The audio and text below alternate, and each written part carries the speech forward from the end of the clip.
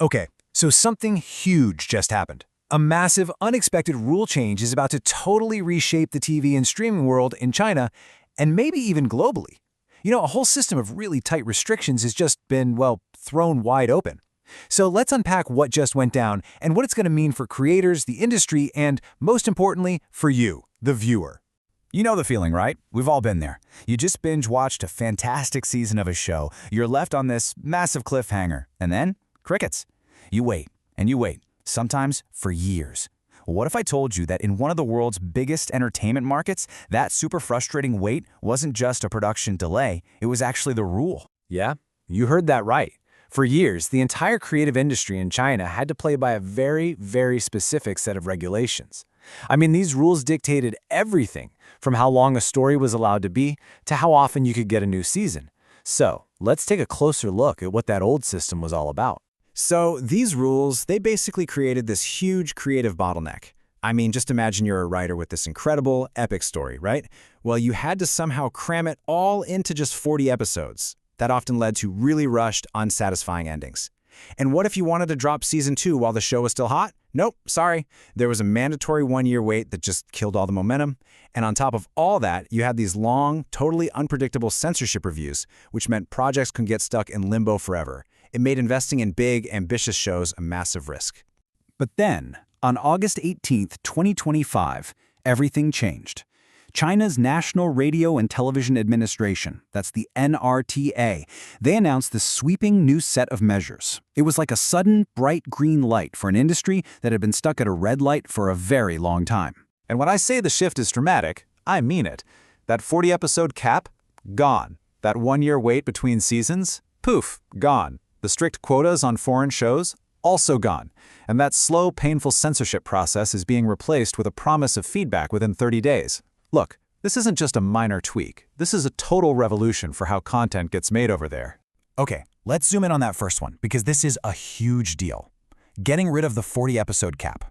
That gives creators the freedom to just let their stories breathe, It means we could see more complex plots, much deeper character development, and these epic sagas that don't have to be awkwardly chopped up or crammed into a tiny box. And get this, the new policy is also explicitly encouraging adaptations of outstanding shows from any country.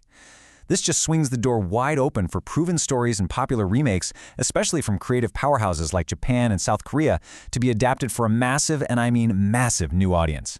Now this next part might be the single biggest change for actually getting shows out the door. The government is starting a review while airing system. It's pretty much what it sounds like. Think of it as an express lane for content. So instead of having to wait for the entire series to be approved, creators can get feedback episode by episode. This lets them make tweaks on the fly and get their shows to viewers way, way faster. Okay, so we've got the new rules down, but what does all this really mean for the business of entertainment? Well, the short answer is, it's a major, major boost for the entire industry. In the financial world, they have a term for this kind of thing, a policy tailwind. And it's a great analogy, right? A tailwind is a wind that pushes you forward, making your trip faster and a whole lot easier. That's exactly what this new regulation is. It's a massive tailwind for China's TV and streaming industry, and it's a clear signal of government support for growth and new ideas. And this tailwind, it really affects everything. For starters, it unleashes artistic freedom, which is already getting creators excited. The faster reviews mean smarter, more efficient investments, which lowers the financial risk. It's also creating new opportunities for foreign content to come in, and it's even opening up new ways to make money, like letting TV stations test out mid-roll ads. It is just a positive signal all the way around. In fact, you don't have to take my word for it. A recent Goldman Sachs report concluded that this policy creates, and I'm quoting here, a benign environment for more blockbusters to come. So, in other words, get ready for a lot more big, high-quality hit shows.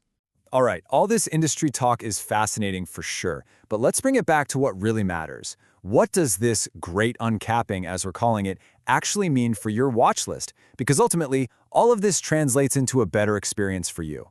So, what's your future watch list going to look like? Well, for one, you can expect longer, more satisfying stories. That frustrating year-long wait between seasons? Yeah, that could be a thing of the past, and soon. Your streaming menu is probably going to feature a lot more international hits and remakes. And, maybe best of all, producers are going to feel way more empowered to take bigger swings on ambitious, really high-quality productions. So, When you put it all together, what do you have? You have one of the biggest media markets on the entire planet suddenly unshackling its creators and basically rolling out the red carpet for international collaboration. This is so much more than just a new policy. It's a move that could pump incredible new energy and competition into the global entertainment scene. Which leaves us with the really big question. Are we watching the dawn of a new golden age for streaming?